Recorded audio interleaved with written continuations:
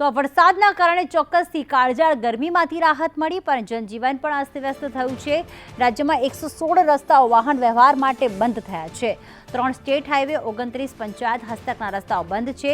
જૂનાગઢમાં 2 અને પોરબંદરમાં 1 સ્ટેટ હાઈવે હાલમાં બંધ છે। વરસાદથી પ્રભાવિત થયા છે આ રસ્તાઓ। જૂનાગઢ જિલ્લામાં પંચાયત હસ્તકના 44 રસ્તાઓ હાલમાં બંધ છે। તો ભારે વરસાદના કારણે રાજ્યમાં 116 માર્ગ જે છે, રોડ રસ્તા જે છે તે બંધ છે, જેમાં 3 સ્ટેટ હાઈવે અને 2 જૂનાગઢ અને 1 પોરબંદરનો હાઈવે બંધ છે। 99 પંચાયત હસ્તકના રસ્તાઓ બંધ છે, જેમાં જૂનાગઢ જિલ્લામાં સૌથી વધુ વરસાદ નોંધાતા પંચાયત હસ્તકના 44 રસ્તાઓ બંધ છે। તો 14 અન્ય માર્ગો પણ હાલમાં વરસાદના કારણે બંધ છે। ત્યાં અવરજવર બંધ કરવામાં આવી છે। ક્યાંક રોડ બેસી ગયો છે, તો ક્યાંક પાણી ભરાવાના કારણે ત્યાં વાહન વ્યવહાર પર હાલમાં પ્રતિબંધ મૂકવામાં આવ્યો છે।